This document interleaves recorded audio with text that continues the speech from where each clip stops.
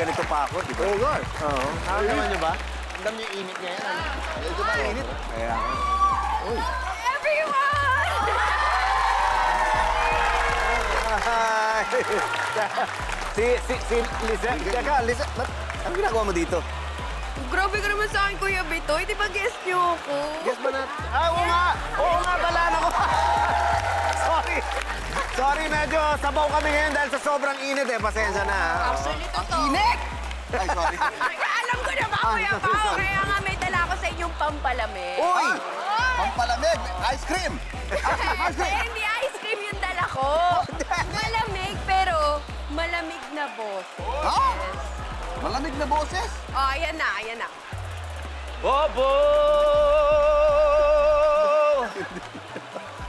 Gang, bubble gang. Bubble, bubble, bubble gang. Bubble gang, bubble gang. Bubble, bubble, bubble gang. Bubble gang, bubble gang. Bubble, bubble, bubble gang. Let's chew it with the bubble gang. I said, let's chew it with the bubble gang.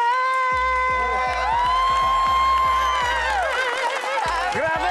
Ang lamig! Ang lamig ako. Grabe, nag-goosebumps ako. Nilamig ba kayo? Nilamig Ang lamig nga! Hinilabutan kami sa lamig. 16 na aircon yun. Kaya nga, sobra. Parang baba ng... Nag-voice lessons ka ba? Oo, imported pa. Sa Disney talaga, sa Amerika. Talaga? Ang tawag ng teacher ko doon, ipit notes. Kaya talagang... Ipit notes, no? Tsaka yung teacher ko, sikat, si ano, Kaya naman... Ay, hindi yun naman pala. Kaya naman pala. Talabakan natin. Sila ang mga guest kababble natin tonight, Tom Rodriguez and Lizelle Lopez. Samahan niyo kami sa mainit na gabing to dahil palalamigin namin ang uling niyo sa tawanan at sa saya dahil Sunday na...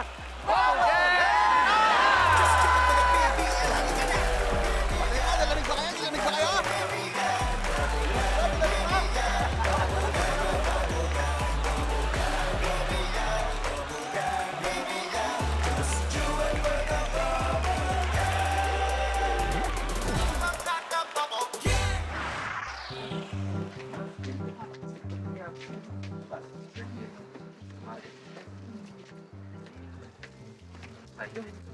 Uy, Uy, nangyayari sa'yo? Ba't malungkot ka? eto eh. Kinasuhan ako sa barangay eh. Anong kinaso sa'yo? Eh, ikaw na yata yung pinakamasunuring tao na kilala ko. Tama! Di ba kapag may napanood ako sa balita, sinusunod ko yun. Oo. Di ba nung pandemic sinabi, magsuot ng mask? Ginamit ko yun. Nag-mask talaga ako. Tapos di ba sinabi, huwag ubusin yung tissue at alcohol di ba sa tindahan?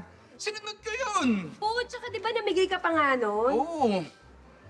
Eh kaya lang ngayon, may napanood ako ulit. Sinunod ko, pero napasama eh. Eh, ano ba kasi yun?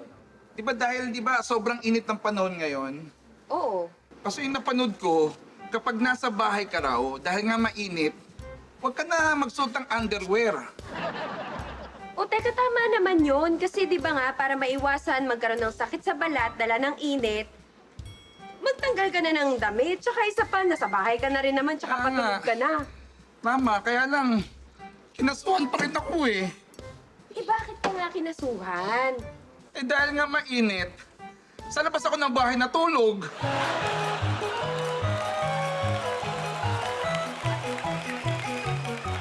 Bukod sa hindi kita iiwan, ano pa ang pambansang kasinungalingan?